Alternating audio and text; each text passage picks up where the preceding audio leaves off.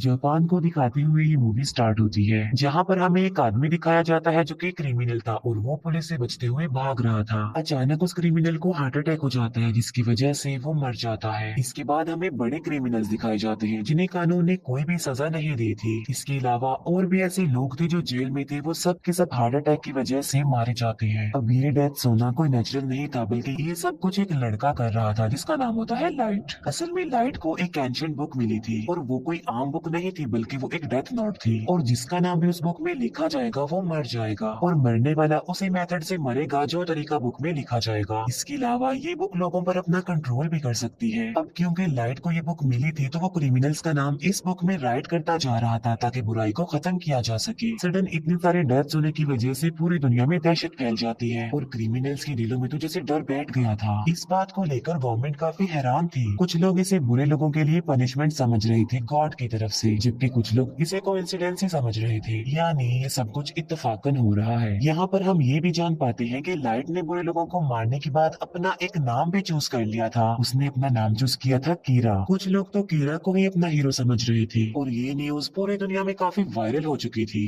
इसके बाद हमें लाइव न्यूज पर एक क्रिमिनल दिखाया जाता है जिसने एक फैमिली को प्रिजनर बना लिया था। लाइट समेत सभी लोग इस न्यूज को देख रहे थे। लाइट के हाथ में उस वक्त वो डेथ नोट भी थी। थोड़ी देर के बाद ये न्यूज दिखाई जाती है कि अचानक से उस क्रिमिनल की डेथ हो गई है। कीरा यानी लाइट इस पार्ट में भी एक स्टूडेंट ही दिखाया गया है जो कि लॉ का स्टूडेंट है। कीरा की एक बेस्ट फ्रेंड होती है जिसका नाम होता है मीसा, और उन दोनों का रिलेशनशिप काफी अच्छा था। कॉलेज में लाइट मीसा को अपने बारे में बताता है कि एक रात में एक बार में गया और उस बार में क्रिमिनल्स भी थे, यानी किलर, चोरी करने वाले एक्सेट्रा। लाइट वहाँ पर कुछ क्रिमिनल्स की बातें सुनता है जो क्राइम करने के बावजूद भी खुश थे क्योंकि उन्हें सजा नहीं हुई थी, और वो क्रिमिनल्स लाइट के साथ भी मिसबिहेव करते हैं, लेकिन लाइट चाहते हुए भी उनका कुछ नहीं कर सकता था। और फिर भी बस लाइट बार से बाहर आ जाता है और वो अपनी लॉ की बुक को फेंक देता है, ये सोचते हुए कि ये बुक बेकार है, उसके किसी काम की नहीं, क्योंकि इस बुक के होने के बावजूद भी वो किसी को इंसाफ नहीं दिला सकता था। लेकिन उसकी लाइफ उस वक्त पलट जाती है जब उसे ये डेथ नोट मिलती है, और ये बुक लाइट को एक जमीन पर पड़ी हुई मिलती है। और हैरत की बात तो ये है कि बुक के अलावा हर तरफ बारिश पड़ रही थी। इसके बाद लाइट उस बुक को लेकर घर आ जाता है। लाइट अपने फ्रेंड मीसा से ये सारी बातें शेयर कर रहा था, लेकिन मीसा को वो बुक के बारे में नहीं बताता क्योंकि लाइट किसी से भी अपना ये सीक्रेट शेयर नहीं करता था। लाइट को जब ये बुक मिली थी तो वो इसकी रियलिटी के बारे में कुछ नहीं जानता था कि ये बुक, ये डेथ नोट आखिर है क्या। लेकिन लाइट इस बुक के रूल्स पढ़ लेता है, यानी रूल्स के अकॉर्डिंग जिसका नाम इस बुक पर लिखा जाएगा वो मर जाएगा। इसके अलावा नाम लिखने का मेथड, मौत आने का मेथड सब मेंशन होते हैं उस पर। फिर लाइट टीवी पर एक क्रिमिनल के बारे में न्यूज देखता है, तब वो इस बुक को चेक करने के लिए उस क्रिमिनल का नाम इस बुक में लिख देता है। इसके बाद रात गुजर जाती है और सुबह को हम लाइट को देखते हैं जो कि न्यूज़पेपर पढ़ रहा होता है। वो देखता है कि जिस क्रिमिनल का नाम कल रात उसने डेथ नोट में लिखा था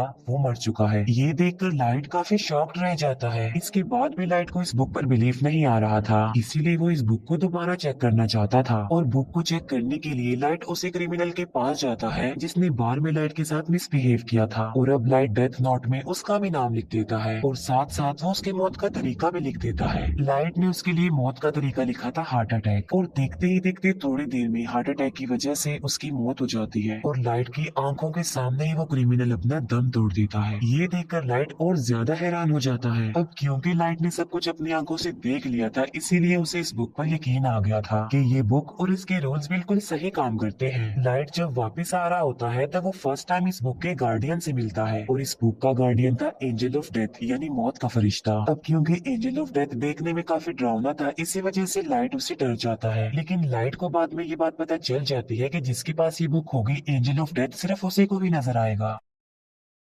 एंजल ऑफ डेथ लाइट को सारी बात डिटेल में समझाता है। फिर हम जापान के कुछ पुलिस ऑफिसर्स को देखते हैं जो इन अचानक हुई डेथ्स पर बात कर रहे थे। पुलिस भी ये बात नोटिस करती है कि मरने वाले सिर्फ क्रिमिनल्स हैं। इसके अलावा पुलिस के जहन में और बहुत सारी बातें आ रही थी कि आखिर ये कीरा चाहता क्या है, क्या सच में एग्जिस्ट करता भी है या नहीं। और कीरा कोई हीरो नहीं है बल्कि वो एक क्रिमिनल है, क्योंकि जो कुछ भी हो रहा था वो भी तो एक क्राइम ही था ना। इसके बाद हमें लाइट के फादर दिखाए जाते हैं जो कि एक डिटेक्टिव थे और वो इस केस को हैंडल कर रहे थे, और उनके उनका मिशन था कीरा तक पहुंचना, क्योंकि कीरा किसी के भी कंट्रोल में नहीं था और सबको बेमौत ही मारता जा रहा था, और ऐसा करते करते तो वो सबको ही मार डालेगा। लाइट के फादर अपने सीनियर्स को कहते हैं कि ये केस काफी कॉम्प्लिकेटेड है, इसीलिए इस केस को स्टडी करने के लिए एक इंटेलिजेंट डिटेक्टिव हमारी हेल्प करेगा, और इस डिटेक्टिव का नाम है एल एल, जो कि लाइव इस केस को हैंडल नहीं करेगा, बल्कि सिर्फ इंटरनेट के थ्रू ही उन लोगों की आपस में बात होगी। एल का असली नाम ना तो कोई जानता था और ना ही किसी ने उसकी शक्ल देखी हुई थी। यहाँ पहले ही एल ने कीरा के बारे में काफी इन्वेस्टिगेशन की हुई थी, जिसमें एल को काफी सक्सेस भी हुई। पहले पहले तो कीरा पर कोई भी बिलीव नहीं करता था, लेकिन फिर एल ने सबको दिखाया कि जितनी भी डेथ्स हो रही हैं वो नेचुरल नहीं है, क्योंकि हर साल की निस्बत इस साल काफी ज्यादा लोगों की डेथ्स हुई थी, और मोस्टली लोग हार्ट अटैक की वजह से ही मारे गए। और हैरत की बात तो ये है कि जो लोग हार्ट अटैक की वजह से मारे गए वो मेडिकली बिल्कुल नॉर्मल थे। लाइट को अपने पास इस बुक को रखे काफी टाइम हो गया था, और लाइट इस बुक की वजह से काफी इंटेलिजेंट भी हो गया था। फिर हम देखते हैं एंजल ऑफ डेथ और लाइट को, जो कि एक दूसरे के काफी क्लोज थे, हर वक्त साथ रहती थी। क्रिमिनल्स को मारकर लाइट का कहना था कि वो फ्यूचर बदल देगा, यानी फिर दुनिया में कोई क्राइम नहीं होगा अगर क्रिमिनल्स मर जाएंगे तो। फिर तभी हम न्यूज पर देखते हैं कि एल सबके सामने आ जाता है, जहाँ पर वो कीरा को डिस्कस कर रहा होता है कि कीरा कोई हीरो नहीं है बल्कि वो एक किलर है, और हम जल्द से जल्द कीरा को पकड़ लेंगे। ये बातें सुनकर लाइट को काफी बुरा फील होता है, और इसीलिए वो एल को अपने रास्ते से हटाने के लिए और सबको ये बताने के लिए कि कीरा से टक्कर कोई अच्छी बात नहीं है, तो वो उस डेथ नोट में एल का नाम लिख देता है। और ऐसा होते ही टीवी वाले एल को अटैक हो जाता है और वो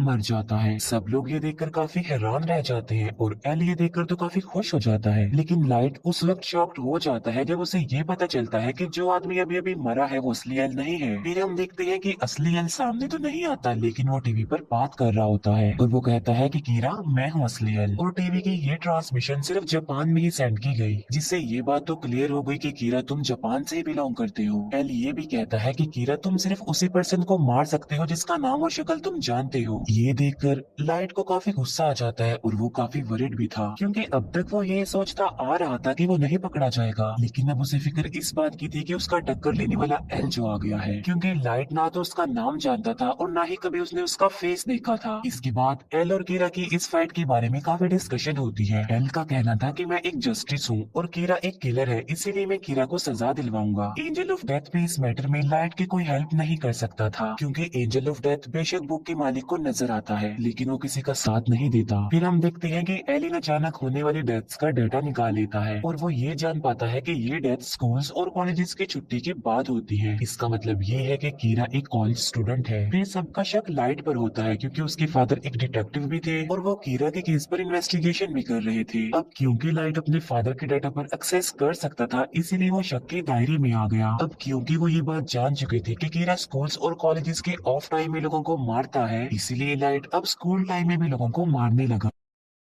अब यहाँ पर एल का डाउट और ज्यादा बढ़ जाता है कि वो एक स्टूडेंट ही है, इसीलिए कीरा ने हमारा ध्यान बटाने के लिए अब स्कूल टाइम में भी किलिंग्स करना शुरू कर दी है। एल को ये बात भी पता चल जाती है कि कीरा की एक्सेस डेटाबेस तक भी है, इसीलिए एल लाइट के फादर को बताता है कि कीरा डेटाबेस पर भी एक्सेस कर सकता है। तो या तो कीरा कोई पुलिस ऑफिसर है या फिर कोई अपना ही है। कुछ दिन बाद लाइट को रियलाइज होता है कि पुलिस उस पर नजर रख रही है। एल ने उसके पीछे कुछ डिटेक्टिव्स को लगाया हुआ है। लाइट एल को अपने रास्ते से हटाना चाहता था। एंजल ऑफ डेथ लाइट को बताता है कि मुझे सब पता होता है कि इंसान का नाम क्या है और इंसान की जिंदगी के कितने साल बाकी रह गए हैं। तब लाइट एंजल ऑफ डेथ को कहता है कि तुम मुझे एल का असली नाम बता दो, जिसके बदले में एंजल ऑफ डेथ लाइट की आधी जिंदगी ही मांग लेता है, और इसके लिए लाइट साफ इनकार कर देता है। जो एजेंट लाइट के पीछे लगा हुआ था उससे जान छुड़ाने के लिए लाइट को एक आइडिया आता है। लाइट और मिसा एक बस में जाते हैं, जहाँ पर वो एजेंट भी लाइट के पीछे उस बस में चला जाता है। फिर लाइट उस एजेंट से पूछता है कि आखिर तुम मेरा पीछा क्यों कर रहे हो, जिस पर वो एजेंट कोई जवाब नहीं देता। तभी उस बस में एक क्रिमिनल आ जाता है, जो बस के ड्राइवर पर गन पॉइंट कर देता है। लाइट ने वहाँ पर एक पेपर पर एक नोट लिखा था कि वो तुम्हें पकड़ लेगा तो तुम उससे गन छीन लेना, लेकिन सडन वो पेपर लाइट के हाथ से नीचे गिर जाता है, और क्रिमिनल ये देखकर उस पेपर को अपने हाथ में ले लेता है, और फिर उस क्रिमिनल की नजर एंजल ऑफ डेथ पर पड़ती है। क्रिमिनल एंजल ऑफ डेथ को काफी शूट करता है, लेकिन वो तो खुद मौत का फरिश्ता था,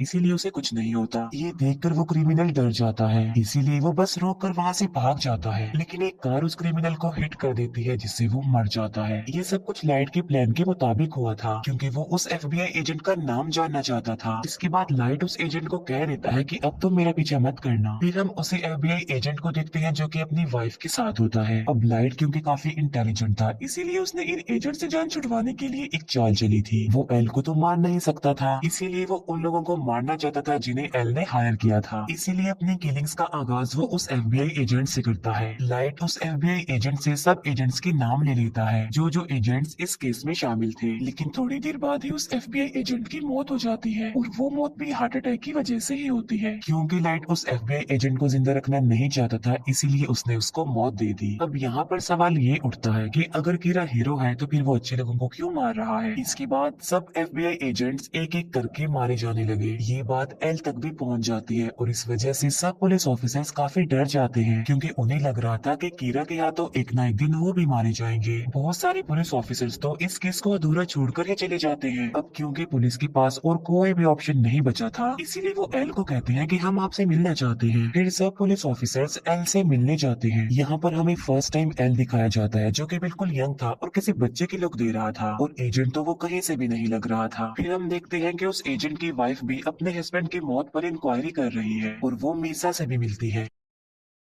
मीसा उस एजेंट की वाइफ को लाइट से मिलवाती है और उस एजेंट की वाइफ लाइट को पहली बार देखते ही जान लेती है और वो लाइट को कहती है कि तुम मेरा कुछ नहीं बिगाड़ सकते क्योंकि तुम मेरा असली नाम जो नहीं जानते। ये कहकर उस एजेंट की वाइफ वहाँ से चली जाती है। इस बात की वजह से मीसा काफी हैरान रह जाती है और लाइट भी काफी डर जाता है क्योंकि आहिस्ता आहिस्ता उसका ये राज खुलता जा रहा था। फिर हम देखते हैं एल को जो कि लाइट के रूम में कैमरास फिट करवा देता है। जब लाइट को ये बात पता चलती है कि उस पर नजर रखी जा रही है तो वो कोई भी ऐसी हरकत नहीं करता जिससे उस पर शक आए और वो बिल्कुल ऐसे ही रिएक्ट करता है जैसे वो कुछ भी नहीं जानता और सब कुछ नॉर्मल है। फिर एक दिन न्यूज पर एक क्रिमिनल के बारे में बताया जा रहा था। दूसरी तरफ सब लोग लाइट पर नजर रखे हुए थे कि अब वो कुछ करेगा, लेकिन वो क्रिमिनल मारा जाता है और लाइट ने तो टीवी पर भी नहीं देखा था। इस बात की वजह से एल के अलावा बाकी सारे लोगों का शक लाइट पर से हट जाता है। लेकिन हम देखते हैं कि लाइट सबकी नजर से छुप कर ये काम करता जा रहा था। इसका मतलब ये है कि वो लोगों को मारने से अभी भी बाज नहीं आया। इसके बाद लाइट के रूम से सारे कैमरास हटा दिए जाते हैं। यहाँ पर तो एकदम ऐसा लग रहा था कि जैसे सब कुछ नॉर्मल हो गया है। लेकिन जो एजेंट होती है वो अभी तक अपने हस्बैंड की डेथ की इंक्वायरी कर रही थी। वो एल को कॉल करके कहती है कि मैं अपनी जान को खतरे में डाल रही हूँ लेकिन मैं ये साबित कर दूंगी कि लाइट ही कीरा है। इसीलिए वो एक जगह पर लाइट को बुलाती है जहाँ उसने मीसा को गन पॉइंट पर किया हुआ था और वो लाइट से ये बात मनवाना चाह रही थी कि वो ही कीरा है। लेकिन लाइट इस बात को मानने से इनकार कर देता है और मौके का फायदा उठाकर मीसा वहाँ से भाग जाती है। फिर उस एजेंट की वाइफ लाइट को शूट करने लगती है लेकिन गलती से वो गोली मीसा को लग जाती है और मीसा वहीं पर ही मर जाती है। बाद में उस एजेंट की वाइफ खुद को भी मार लेती है। जो कुछ भी वहाँ पर हो रहा था वो सब कुछ रिकॉर्ड हो रहा था। इसके बाद पुलिस भी वहाँ पर आ जाती है। फिर हम देखते हैं लाइट और एंजल ऑफ डेथ आपस में बातें कर रहे हैं जहाँ पर लाइट एंजल ऑफ डेथ को बता रहा होता है कि अभी अभी यहाँ पर जो कुछ भी हुआ वो मेरे प्लान में शामिल था। वो कहता है कि अब क्योंकि बुक का मालिक किसी भी चीज को अपने कंट्रोल में कर सकता है इसीलिए जो कुछ भी वहाँ पर हुआ वो सब कुछ पहले ही लाइट ने उस बुक में लिख दिया था। इवन लाइट ने अपने बेस्ट फ्रेंड को भी मरवा दिया। इसका मतलब ये है कि लाइट सच में एक शैतान ही है जिसने शैतान जैसा काम किया। फिर लाइट अपने फादर को कहता है कि मैं कीरा को पकड़ने के लिए आपका और आपके बाकी ऑफिसर्स का साथ दूंगा। लाइट ऐसा इसलिए करना चाह रहा था ताकि किसी का शक उस पर ना जाए और उसका राज हमेशा के लिए राज ही रहेगा और वो अपना काम भी करता जाएगा। लास्ट में वो एल से फेस टू फेस मिलता है और ये मूवी यहीं पर एंड हो जाती है। Thank you for watching.